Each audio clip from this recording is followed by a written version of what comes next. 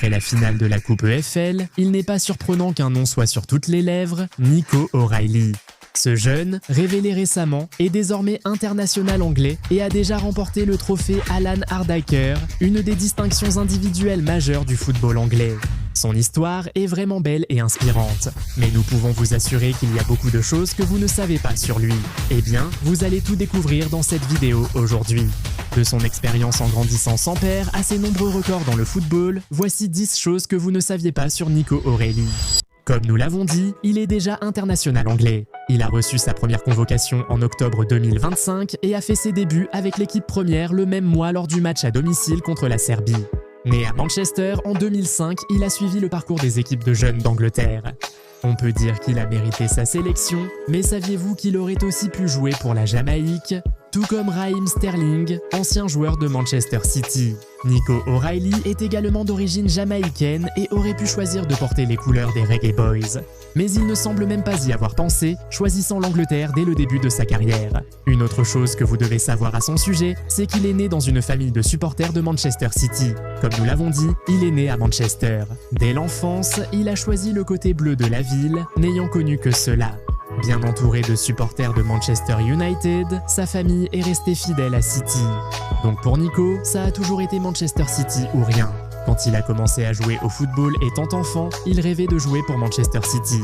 Et quand il avait 8 ans, il a eu l'opportunité de commencer à travailler pour réaliser ce rêve. Il a rejoint l'académie de Manchester City à l'âge de 8 ans et a commencé à gravir les échelons chez les jeunes. Mais en réalité, ce n'était pas une décision facile à l'époque, et cela nous amène à notre prochain point. Au tout début de son parcours footballistique, Nico O'Reilly s'est entraîné avec différents clubs, notamment Manchester United, Everton, Liverpool et bien sûr Manchester City. Au final, il a dû choisir quelle académie rejoindre, et il a refusé tous ces grands clubs pour choisir City. Évidemment, son choix a été influencé par sa famille et par son amour personnel pour le club, mais aussi parce que, selon lui, s'entraîner à City était tout simplement bien meilleur. Maintenant, ce fait suivant est très intéressant. Saviez-vous que Nico O'Reilly a fait ses débuts en équipe première lors d'une finale ? Le jeune joueur a fait ses débuts avec l'équipe première lors du derby de Manchester en finale du Community Shield 2024 sans se contenter de quelques minutes de jeu. Il a débuté ce match, donc on peut dire qu'il a été plongé dans le grand bain dès le tout début. Manchester City a finalement remporté le match au tir au but, offrant à O'Reilly sa première médaille professionnelle lors de son tout premier match. Peu de joueurs peuvent en dire autant de toute façon.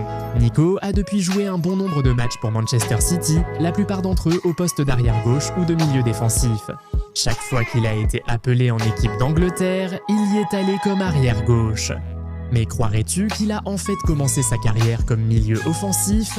Honnêtement, ce n'est pas surprenant vu sa technique et son efficacité dans la surface adverse, mais être formé comme milieu offensif et réussir à réaliser des performances incroyables en tant qu'arrière gauche au plus haut niveau, oui, c'est spécial. Et il n'a cessé d'être exceptionnel. En avril 2025, il est entré dans l'histoire en devenant le 4e plus jeune joueur à marquer lors de 2 matchs consécutifs de Premier League avec Manchester City. Son tout premier but en Premier League est arrivé contre Crystal Palace le 12 avril 2025 et il a rapidement enchaîné avec un autre contre Everton, seulement 7 jours plus tard. Bien sûr, ce n'était pas la dernière fois qu'il marquait l'histoire avec le maillot de Manchester City. Nous évoquerons cet autre moment très bientôt. Si vous n'êtes pas abonné, c'est le moment de le faire pour ne rien manquer de notre contenu. C'est fait, revenons à la vidéo. Saviez-vous que ses idoles étaient David Silva et Yaya Touré ? Comme nous l'avons dit plus tôt, il a grandi en tant que fan de Manchester City, donc ce sont ces joueurs qu'il regardait en grandissant. Et il ne pouvait tout simplement pas se passer de ces 2 maestros du milieu de terrain. Actuellement, on retrouve des aspects de ces 2 joueurs dans son style. Il est très à l'aise dans les espaces restreints comme David Silva et perce souvent dans la surface adverse à l'image de Yaya. On voit bien comment observer et étudier ces 2 légendes l'a façonné en excellent joueur. Tu veux connaître un autre fait incroyable sur lui ? Lorsqu'il a débuté la finale de la FA Cup 2025 contre Crystal Palace, il est devenu le plus jeune joueur à participer à une finale de FA Cup pour Manchester City depuis 12 ans et le plus jeune anglais à le faire depuis 44 ans. Et ce n'est pas tout concernant les records de ce jeune homme. Un autre grand record est venu après sa brillante performance en finale de la Coupe de la Ligue contre Arsenal.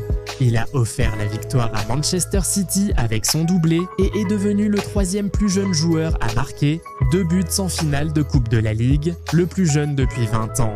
Ayant débuté ce match arrière-gauche, ce record est d'autant plus impressionnant. Il devient ainsi le plus jeune défenseur à inscrire un doublé en finale de Coupe de la Ligue. Encore plus impressionnant, Nico O'Reilly devient seulement le 2e joueur à inscrire les 2 buts lors d'une victoire 2-0 en finale de Coupe de la Ligue. Il est le premier joueur à réaliser cela en 55 ans. Il est vraiment en train de battre tous les records possibles, n'est-ce pas? Il entre également dans l'histoire comme l'un des plus jeunes joueurs à recevoir le trophée Alan Hardaker, une récompense décernée au meilleur joueur du match lors de la finale de la Coupe EFL. C'est l'une des récompenses individuelles les plus respectées du football anglais et elle est décernée depuis plus de 36 ans maintenant. Aussi, Nico, remporter ce trophée a permis à Manchester City d'établir un record, devenant l'équipe avec le plus de lauréats de l'histoire de cette récompense. Maintenant, en dehors des records, parlons un peu plus personnellement. Plus tôt dans la vidéo, nous avons mentionné que Nico est d'origine jamaïcaine et cela vient de son père. Sa mère est britannique et son père jamaïcain, mais ce dernier n'a jamais vraiment été présent. Dans une interview, le joueur a dit que sa mère l'a élevé seule, ce qui laisserait penser qu'elle n'a pas eu beaucoup d'aide de la part de son père. Cela expliquerait pourquoi il est maintenant si proche de sa mère et qu'elle est évidemment très fière de lui. Nous devons vraiment lui tirer notre chapeau pour avoir élevé un jeune homme aussi remarquable, toute seule. Cela n'a certainement pas dû être facile. Maintenant, vous avez sûrement remarqué que Nico O'Reilly a déjà de nombreux tatouages à seulement 21 ans. La majorité d'entre eux ont une signification profonde. Sur son bras gauche, il y a le numéro 1061 qui est l'indicatif régional du Grand Manchester. Cela montre son amour et son lien profond avec la ville où il est né et a grandi. Enfin, le joueur polyvalent de 21 ans peut prétendre être celui qui aime le plus Manchester City. Aucun joueur de City n'a grandi aussi près du stade que Nico O'Reilly. Donc, avant même ses débuts avec les géants de la Premier League, il les avait déjà proches de son cœur et de sa maison. Cela rend son histoire encore plus belle, non ?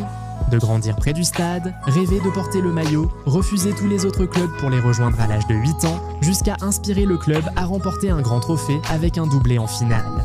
Est-ce que ça peut vraiment être plus beau que ça? Bref, connaissez-vous d'autres faits intéressants sur Nico O'Reilly? Quel est votre moment préféré de lui jusqu'à présent?